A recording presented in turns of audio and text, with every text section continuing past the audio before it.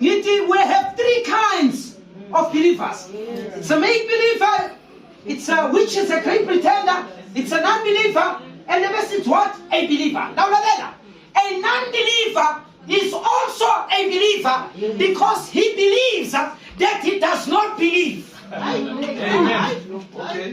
Umuntu ongakholwa naye ikholwa ngoba uyakholwa ukuthi akakholwa. Are you with me? Yes. Do you understand with me? Now watch now. Now there's three kind of believer. And the great pretender, no mumzenziti, no pretendayo, angeke uzumthole unless une spirit set discernment so hola. That's why you just they're gonna 12 your disciples. Mara uyaphela bekazi ukuthi Judas uno Satan ephakathi. Labanye bebangazi. That's why labantu umthandelelo uJesu nakakhuluma uthi yenza lokho Nkosini ukuyenze ukuyenza uchanchisa. Wabihora seshayile. Lokwenzekani bayafuneka labo bantu esontweni ongizwa. Ngoba nabangekho uzovilapha mara nabakhona. You must pull out your salt. Amen. Are you with me? Amen. And then I feel like I do chest science in. What's fihlele ukuthi ubani uyongena ezulwini nobani uyesogwe. Imfihlele yazo uyaphela. Nangizwa basara. Le mfihlekayo yazo uJesu phela ukuthi ubani uyesogweni ubani ezulwini uyifihlile from us. Badalake bengifuna ukuletha lento. Ithi iBhayibheli namumosi yavela. In the book of Numbers chapter 16, ingcebo kaJehova noma umprofeti kaJehova. That's why now funding what Amos chapter 3 verse 7 akusho mina kusho iBhayibheli uthi nakakhuluma Amos uthi Jehova angeke ayenze lutho ngaphandle komprofeti bakhe. Yebo. Na ngikhuluma ngomprofeti, angikhuluma ngokudlala, ngikhuluma ngama-gimmicks. Angikhuluma abaprofeti ebavela njengama-popcorn. Ngikhuluma about the real prophet who is based on the word of God. Nangizwa ukuthi ngizakuthini bazalwane. Ngoba kunomprofeti bese kunomuntu onegift yoprofeta. Abafani labantu bayi-2. Uyazi ukuthi uNkulunkulu usebenza ngendlela. Angasebenzisa nosisi inyanga ukuthi akwazi uku-interpreta after that amyekele. Bese abantu orakhona ukubona izinto for 3 months. Bese abantu bazitshela ukuthi lento upheyona kanti uJehova bekamyuza only for the season. Bese kunalona ozalwe nasho. Sikuzwa kahle mfundisi. Khona la ngiyakhona. Ithi iBhayibheli uMose nakamile.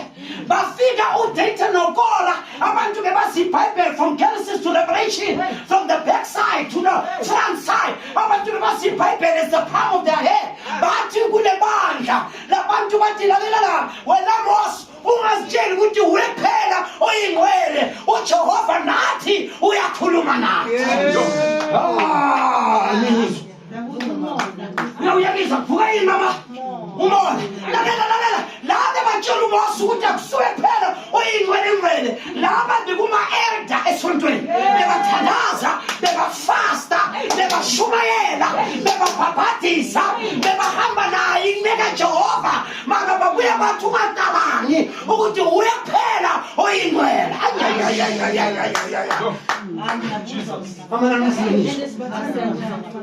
No, that's why noma uyisandla sakamfundisi kubalekile ukuthi usithobe uzombona uJehova uzovezanile lakaphangisa nababheka labantu abakhuluma so abantu abaziwayo ukuthi laba wathi uMoses ubathembile isuMose wathini wathi ngicela ukukhuluma something wathi bonke baba noDayton noKora ama-elder wasesontweni ebafuna ukuba naye mababe naye mara basesadini lakaNkulunkulu ngiqolebezela. Lithi iBhayibheli kwayenzeka kuthiwa izinto ezibili. Lithi iBhayibheli labahamba noDayton noKora limfuna ukuxela. Now eloquent namazi umuntu eloquent umuntu ogifted. Lalela akusho ukuthi uJapan nakashumela eloquent uJapan uyezulwini the day after. Baningi abantu aba-eloquent bayisihogweni bashumayela. Ngoba lithi iBhayibheli uMose uMose wakhetha ubani wakhetha uNkulunkulu wakhetha uMose and uMose bekanza bekangingiza lana khuluma nabantwana bakaIsrael bathi uJehova uthi nina bekangingiza mara uJehova wakhetha yena bekafuna ukubakhomba ukuthi uNkulunkulu does not stay in the speech of man but he stay ezweni lakhe nenhliziyo evulekile wathatha umuntu ongingizayo ukuthi ahole ibandla. Yayizwa lalela uMose nakavela bebamnyaza abantu usibuye isentence uyiceda nge-hour uyasibambazela nababheka ama-elder uDayton noKora nabafika isingisabo beshalela basebenzisa ama-bombastic words nabakhuluma i-English ibandla behlanya mara ngangena longingizayo kanti uyeke uJehova amkhethile. Amen. Lalela ngizama ukustadisha kuhle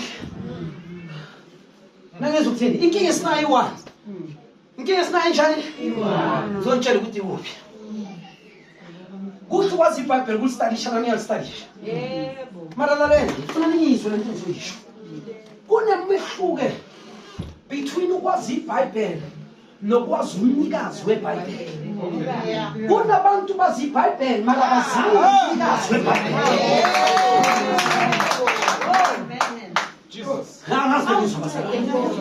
That's why uMose bekazi umnikazi bekazi umnikazi wezwi lakhe. The problem is one, we have the gift to preach, to prophesy, to speak in tongues, but we don't have the giver of the gift. Gift yokushumayela yokuprofeta nokuyenza konke mara asinawo umnikazi wale-gift. That's why lithi iBhayibheli abaningi bakhonza abasothi baba ngegama lakho besikhipha amadimoni ngegama lakho bevuke bafile athi hambana zake nginazi ngoba bebane-gift mara bebanganawo umnikazi we-gift.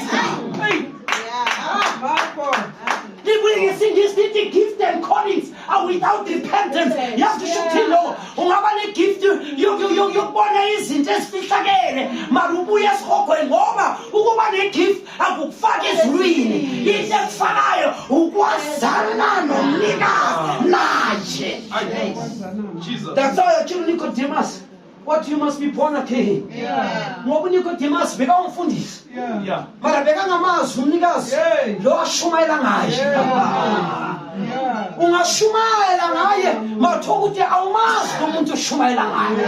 That's why wathi zalwa kabusha ngoba uNicodemus beka-religious kodwa uJesu beka-spiritual. Let me tell you.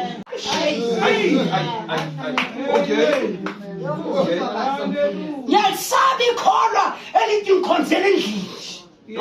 Angihlanganele nabanye abantu suka emuntwini onjalo akusungoyo omuhle loyo. You take it from me. I'm telling you from the Bible. Now enza njalo already there's a crack in the life in your foundation. Because umntana ngoba now enza njalo uphula le scripture esakamaHubo chapter 133 beka kuhle kanjani amakhola nawahlangene kufana namafutha ehlayo ekhandeni laka-Aaron ayethela izindebeni nasempahleni. No man is an islander. Yeah, okay, ngicela ukusho lokho. uMose nakamile ivuthi ngibo uthi labantu laba ebangidelelayo nabayofa ukufa okujwayelekile okunatural nazini ukuthi uNkulunkulu akakhulumanga nawo. Angazi nawe vana amagama. Ngiyaphinda uthi nakakhuluma uMose mfundisi labantu laba nabayofa ukufa okujwayelekile ngamagama nakawuphatha mhlawumbe inhliziyo. Shalom, peace, shalom, amen, hallelujah.